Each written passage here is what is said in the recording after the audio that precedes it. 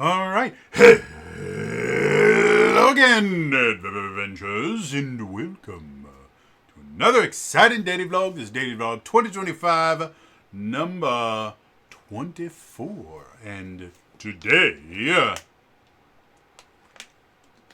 I got nothing, but on DriveThruRPG, there is a daily deal. They do these things every so often where for one day something will be on sale for something, and normally I could care less because generally it's a single book or something like that, and as I've mentioned before, I like to buy my RPGs in bulk. I buy bundles and things like that so I can get the whole thing at once and save a decent amount of money. But this one was for a system that I need. So, if anyone is unaware, I started playing tabletop D&D. I'd been doing D&D computer games and stuff like that since I was like 2. But as far as like tabletop, my first version of D&D was D&D 4th edition. Now, I know, everyone's freaking out. It's like, oh my god, how could you survive? D&D 4th edition is still by far my favorite version of Dungeons & Dragons. Sacrilege! It was horrible and nobody bought it! All that's a lie. D&D was incredibly popular. The only reason people think that it did really, really poorly is it didn't meet sales expectations. And the reason it didn't meet those sales expectations was because they were impossible. The whole sordid thing about D&D was, you know how D&D Beyond is this really big thing now and it's making Hasbro and Wizards of the Coast tons of money? Well, that's what D&D 4th edition was supposed to be. And what they did is they developed this online tool set, which was amazing. And they were expecting, because they were comparing themselves to World of Warcraft, because World of Warcraft was what everybody was attempting to emulate. And this is where one of the biggest false pieces of criticism was about D&D 4th edition, was that, oh my god, it's just an MMO D&D. Like, it's not even real. No. The design of the game had nothing to do with World of Warcraft. The monetization of the game they thought would work like World of Warcraft. At the point that D&D 4th edition was launched in 2008, World of Warcraft was the biggest RPG or MMO on the market by a huge amount. By around, I think it was like 2010-ish is when they finally had the online tools ready. World of Warcraft was boasting something like 6 million active players or 8 million active players. I think they topped out at like, they stopped talking about it after like 12 or 14 million active accounts for World of Warcraft. And so Wizards of the Coast, or rather Hasbro, had this idea that if they created a subscription service that was priced cheaper than World of Warcraft for the world's best role-playing game, because that's what D&D had been at that point for 30 years, that they would be able to see the same amount of growth that World of Warcraft was. So they were expecting 8 to 10, maybe even 15 to 20 million accounts for this thing. They never got that. And so that's why it was quote unquote a failure, because we didn't surpass World of Warcraft's numbers. As far as actual book sales and stuff like that, it outsold every single book that was ever printed for 3rd edition and 3.5 D&D in like the first 3 to 6 months. Like, it was unbelievably popular. And it was popular until they stopped printing books, or shortly before that.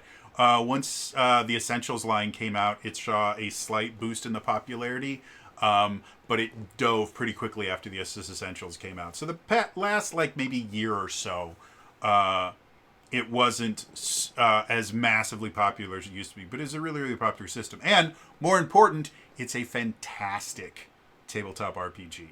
The Marshall-Caster divide that we talk about all the time, it's not an issue in there. Marshalls can do just as many, if not even more, amazingly awesome things, and can hit just as hard, do as many really cool things. They had I can't remember what it's called. They had a category system for the classes where, or a role system, I guess you could call it, where there were 4 different types of classes. You had strikers, which are classes that focused on attacking. You had leaders, which were classes that could heal. You had the defenders, which are classes that were meant to protect their allies and take hits for them. And then you had controllers, which are classes that were there to fuck shit up. It was wonderful. It was amazing. The combat, the monsters and everything. Monsters had little subclasses, like you had artillery monsters and striker monsters and all this stuff. So when you were designing encounters, you wouldn't just pick, oh, that's a cool monster and that's a cool monster. You would go, well, I'd like to have 2 artillery that are going to be back here, and then a controller here to support, and then this here. And it made creating combat encounters incredibly fun. So anyway, D&D has been producing another game since Advanced First Edition Dungeons & Dragons. This game is called Gamma World.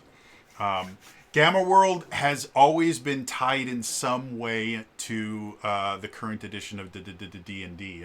And so the 7th version of Gamma World, they haven't done one for 5th edition, surprisingly enough, or at least I'm not aware of it. But the 7th edition of Gamma World uses the 4th edition D&D rules for it. And Gamma World in and of itself, if you watch my history of tabletop RPGs, I mentioned Gamma World, I think back in the 80s one.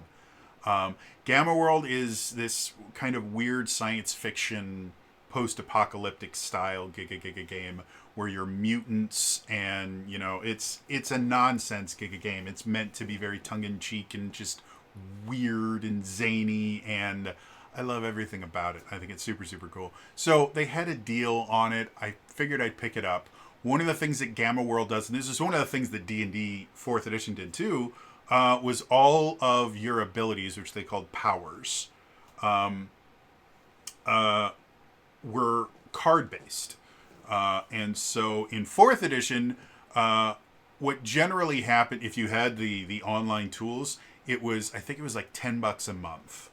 And this is the thing that kind of screwed D&D over towards the end, because it's $10 a month, and for $10 a month, you got access to digital versions of every Dungeons and Dragons book that had been printed for the 4th edition. All of them, 100%, $10 a month. Every single thing that had been printed, that will be printed, as long as you kept your subscription up, you had access to all of 4th edition. You also had access to all of the stuff that came out in both Dungeon Magazine and Dragon Magazine, because one of the things that would happen in those books is Dragon Magazine would have new character options and things like that. Those were yours for $10 a month. Dungeon Magazine would have new monsters. They would have adventures that they would... all of that. $10 a month. It was the greatest deal ever. Imagine being able to pay a $10 a month subscription to D&D Beyond and get access to every single thing that's been printed for 5th edition. And 4th edition had more books than 5th edition. It was nuts. So what I used to do is I would use the character builder on there. I'd build my character, and then I would print out the character sheet. And part of printing out the character sheet is it would print you out a couple pages of these 9-up. If you're not familiar with that term, it's just there's 9 cards on a single page, letter-sized piece of paper. It's called a 9-up. It would print out a couple pages of these 9-up cards that would have your powers pre-printed on them with all the math done for you. So it would take all of your ability scores and everything factored in. And so whenever I was playing a 4th edition game, I would have my character sheet there, and I would have my pages of cards. I wouldn't cut them out because that took work. But I'd have my pages of cards, and I would just be able to go to each one. And you could mark off when you'd used your encounter powers. And it was amazing. It was so much fun. My favorite character I've ever played. Don't get me wrong, I love Aether. He's a wonderful Shadow Monk. One day, I will return to Aether. But,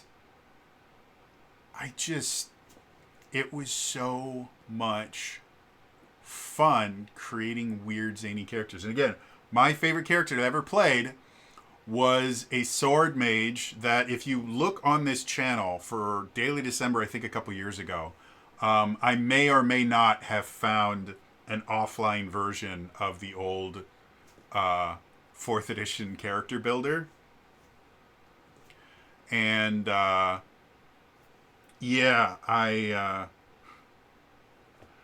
rebuilt Talduin, my Eladrin sword mage that I played for like a year and a half. I recreated him there, and I just he was so much fun to play, especially since I rolled like total dog shit. So as a defender, I mean, I did my job because I didn't have to roll to mark people, but I really didn't do much damage at all.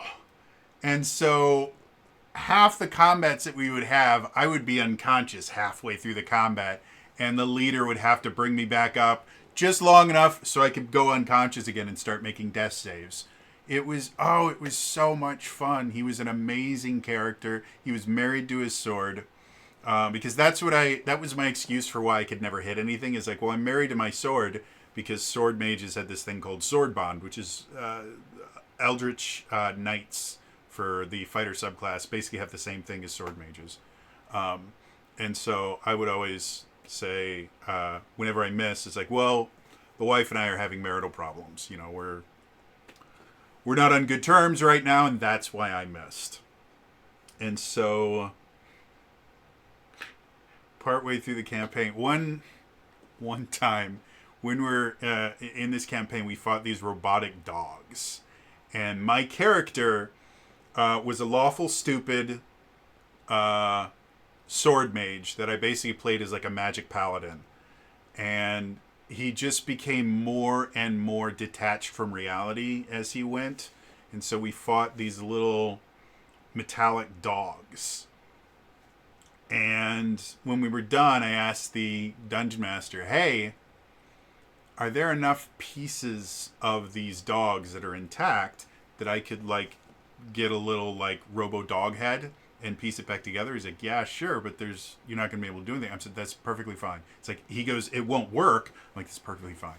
So what I did is I took this robo dog head, and I used one of my level up rewards to get a pair of gloves that allowed me to cast Mage Hand, specifically so that I could use the Mage Hand to manipulate the dog head like a puppet.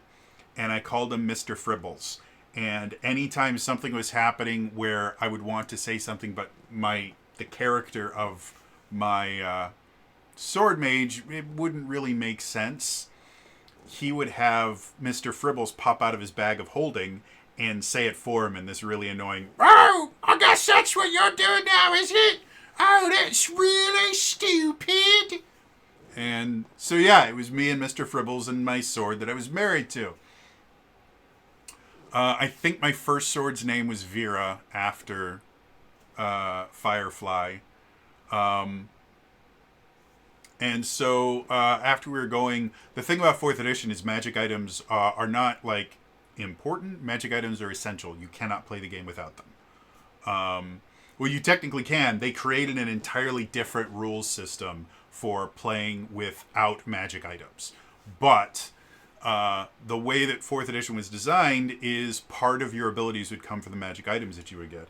And so as you would level up, the DM would let us he'd go, yeah, and you guys can get a level 7 magic item. And so eventually I needed to upgrade my sword. And so I did. And I thought it was just going to be like a one-off thing. So I go, yeah, I told his name was Ben. I go, hey, Ben, just FYI, I got a new sword. He's like, well, what's happened to Vera? I said, well, we got a divorce. And he's like, no, no, no, no, no. He wrote up like a 2-page long story of the sword mage, where he basically described the sword mage divorce ceremony where they carried Vera out on like a cushion and we got divorced. She got Mr. Fribbles in the divorce. So yeah, it was so much fun, and that was where my love of Dungeons and Dragons really came from. Yeah, seeing Gamma World. I don't know if by the time this uploads, I don't know if the daily deal is going to be on there. But if you just want the PDF versions of everything, I think it was like $12 for it. I have no idea if there are more Gamma World books than the one that was here. I didn't look into it, but it does give you the Gamma World core book, print and play cards if you want to actually use the cards. I think for Gamma World you actually have to, like, you play with a deck for your character. It's not 100%. Like, there's no Epic Destinies or Paragon paths. You just go up to level 10. I miss 4th edition. One of these days, I'm going to be able to convince some people to play a 4th edition game with me. And I will have fun. But yeah, I kid you not, I had dozens of characters in 4th edition. Because I would, just for fun, I would build characters, and I would just get them up to like level 30 to see how nonsense I could make them. And then I'd give them just super overpowered magic items. And it was a ton of fun. I think my best memory of a 4th edition was not even playing my main character, Talduin. There was this thing called 4th Core.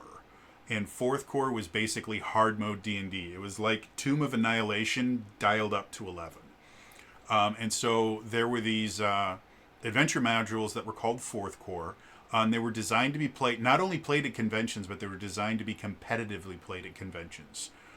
Basically what would happen is you would have a bunch of different tables that were all playing this same adventure that was heavily stacked against the party, to the point where it was recommended that you bring 3 or 4 different characters, because when one character died, you could just instantly bring your next character in until you got to a point in the story where it didn't make sense that more people could join.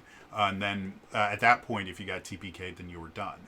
But basically what would happen is you would see who could beat the module the fastest, and that will get you so many points. Then depending on the things that you did in the module, like how many people died, how many were still alive at the end, which parts of the module you went to, you would get points for that. And then whoever got the highest points actually, quote-unquote, won. So they were running this 4th Core module at a game store that I used to frequent. And this was not competitive. It was just a single table of this 4th Core. And so I brought this character that I created. His character's name was Jide, which was a character name that I used for a lot of my kind of more roguelike characters and more sneaky style characters. This is before Aether was a thing. And he was a sword mage Avenger hybrid. And Avenger was a class that hasn't shown up since. I mean, technically, the Oath of Vengeance is effectively the 5th edition version of the Avenger, but it's not the same in any way, shape, or form. The Avenger was basically a holy assassin. Like, they worked for a god just like a paladin, but instead of a paladin being out there, for truth, justice, and the Faerunian way, the Avenger was, I'm the person that will get the job done when other people won't. Like, I'll do the things that other people won't do in the name of my deity. And so it was a really cool character. And so it was an Eladrin Sword Mage Avenger hybrid. And one of the cool things about 4th edition is your your race would give you an inherent ability. Like every race had something unique to them. Eladrin, they had this ability to phase step. So once per encounter, they could just teleport, which was really, really useful. But there was also every other level, you would get a feat. And feats were much closer to like the 3rd edition version of feats, where they were just incremental increases compared to like 5th edition feats, where they're just massive changes to how you play your character. And the unique thing about Eladrin, Sword Mages, and Avengers was there were particular feats that required you to be both Eladrin and a Sword Mage, and you could get special benefits. Like for, I think for the Sword Mage, there was a thing called Eladrin Sword Mage Advance, is what the feat was called. And basically, it meant that anytime I phase stepped next to an enemy, I could attack them for free. Like I just got a free attack anytime I used my phase step. And so, and there were other stuff for Avengers as well. And so, Sword Mages had a decent number of abilities that allowed them to teleport as part of the ability in some way, shape, or form. And Avengers had a decent number of abilities that allowed them to teleport as in some way, shape, or form. And so it was a hybrid class, which was a unique thing to 4th edition, where there were special hybrid versions of classes that would only give you part of the kind of kit of that class, but you could still choose from all of their powers, but the starting stuff, you only get some of it. And the same thing. So what I did is I took hybrid Sword Mage and hybrid Avenger, and then anytime I leveled up, I could take I could choose my powers from both the Sword Mage and the Avenger. So basically, we had to start this particular one. You had to bring a 6th level character. So my 6th level character, because of the abilities that I took, had, I think, 5 teleports per encounter. And to get them back, you just needed to do a 5-minute rest. Because that was a short rest back then. It just took 5 minutes. And so, yeah, while everyone else had to, like, I was just teleporting around the battlefield, and Avengers could do crap tons of damage. They wore light armor, or clothing, technically. They didn't wear, like, leather or anything. They wore padded cloth armor. They wore cloth armor. So I'm running around without armor on, teleporting and just hitting people with this thing called a full blade, which is basically a great sword, but bigger. Like think Cloud Buster Sword kind of thing. So I have this dude with this massive Buster Sword style sword that just goes around teleporting and destroying people. And every so often I would like mark an enemy on the other side of the field that couldn't attack me, so that when they did attack one of my allies, I would just teleport over to them and hit him again. It was such a fun character to play, and we actually did really well. I think, if I remember correctly, I don't think, because it was also timed. We had exactly 4 hours from the time that the DM said, okay, go. He turned on a 4-hour clock and went, okay, 4 hours. If you don't do this in 4 hours, then the bad guys win. And I think we got to the final battle with like 15 minutes left. And we weren't able to whittle him down before we ran out of time. But we did everything else, and it was massively fun. Like, it was just incredibly fun. So, yeah. So I'm hoping, like, I haven't looked through all of Gamma World, but I was looking through it. It's looking like it doesn't play like D&D 4th edition, but there's enough there that I think it could be fun. Maybe I'll run a Gamma World game sometime. It looks fun. Yeah.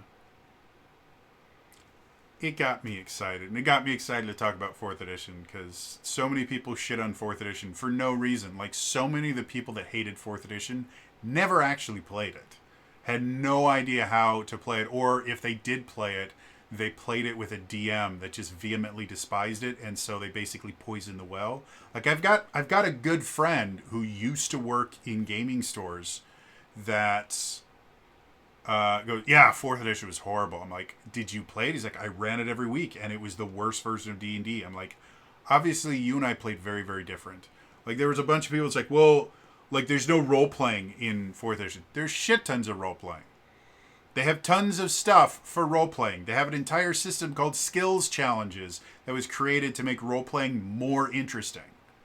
It's amazing. Did you use skills challenge? No. What are those? Oh, you're one of those people that were so good at D&D that they didn't have to read the Dungeon Master's Guide, so you have no idea what skills challenges are. Fantastic. Thank you.